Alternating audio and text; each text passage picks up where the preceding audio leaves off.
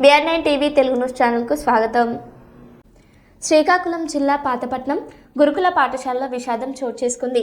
విద్యార్థిని చింతల పూజిత మెట్లపై నుంచి జారిపడడంతో మృతి చెందింది. ఈ ఘటనపై SC/ST విజిలెన్స్ కమిటీ సభ్యులు స్పందిస్తూ బాధిత కుటుంబానికి తక్షణ సహాయం అందించాలని ఎమ్మెల్యే మామిడి గోవిందరావును కోరారు.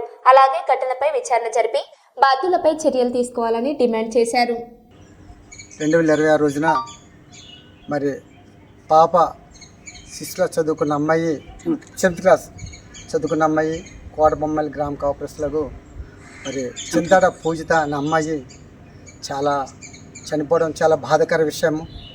మరి అదే పిల్లలు చిన్నపిల్లలు మరి ఆ రైలింగ్లో జారుతూ అభద్రత స్కూల్లో కూడాను అభద్రత ఉండడం వల్ల అలాగే ఆ స్కూల్ తాలూకు డోర్లు కానీ ఆ ఫ్లోరింగ్ కానీ బిల్డింగ్ కూడాను చంద్రవందరగా ఉన్న బిల్డింగ్ని చూస్తే భయంకరంగా ఆందోళనగా ఉంది. మరి పాప మరి చక్కగా ఈరోజు ఉండుంటే ఉన్నత స్థాయికి వెళ్ళి ఆ తల్లిదండ్రులకి ఎంతగా చేదుడు వాదుడుగా ఉన్న అమ్మాయిని చక్కగా చదువుకున్న అమ్మాయి ఈరోజు మరి కళ్ళ ముందు లేపడం చాలా దురదృష్టకరము.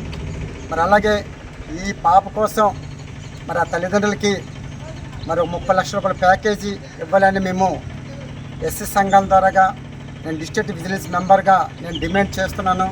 మరి ఈ డిమాండ్ని నేను గవర్నమెంట్ పాతపట్నం శాసనసభ్యుల దృష్టిలో పెట్టడం జరుగుతుంది. అలాగే మరి కలెక్టర్ దృష్టిలో కూడా పెట్టడం జరుగుతుంది.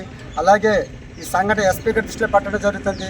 మరి ఇప్పుడు ప్రజెంటు మరి 140 సెక్షన్ 10th క్లాస్ ఎగ్జామ్స్ అవుతున్న సందర్భంగా మేము ఈ సంఘపరంగా SI గారు కూడా కలవడం జరిగింది. ఆయన కూడా ఇన్స్ట్రక్షన్ చేస్తున్నారు. తప్పనిసరిగా మీ పాపకు న్యాయం చేసే రకంగా మేము తీర్చిదిద్దామని అన్నారు. అలాగే మరి దీనికి స్కూల్లో కూడా అభద్రత చేసుకున్న వల్ల మరి స్టాఫ్ని కూడా ఎవరైతే బాధ్యులు వాళ్ళు కఠిన నిర్ణయాలు కూడా వాళ్ళు శిక్షించాలి ఖచ్చితంగా మేము డిమాండ్ చేస్తున్నాం. ఈ డిమాండ్లకి మాకు పూర్తిగా ప్రభుత్వం సహకరించకపోతే రేపు రాబోయే భవిష్యత్తులో కూడా మేము ధర్నా చేయడానికి కానీ ఈ రిలే నిరహదీక్ష కానీ చేయడానికి వెనకాడే ప్రసక్తి లేదు. మా దళిత బిడ్డకు న్యాయం జరగలేంది మీ ముక్తకంఠంగా మీ మీడియా ద్వారాగా ఈ ప్రభుత్వాన్ని డిమాండ్ చేస్తున్నాము. ఇదే కానీ మా మాట నిర్లక్ష్యం వహిస్తే దీని తీవ్రమైన పరిణామాలు మాత్రం ఎదుర్కోవాల్సిన సందర్భాలు వస్తున్నాయి.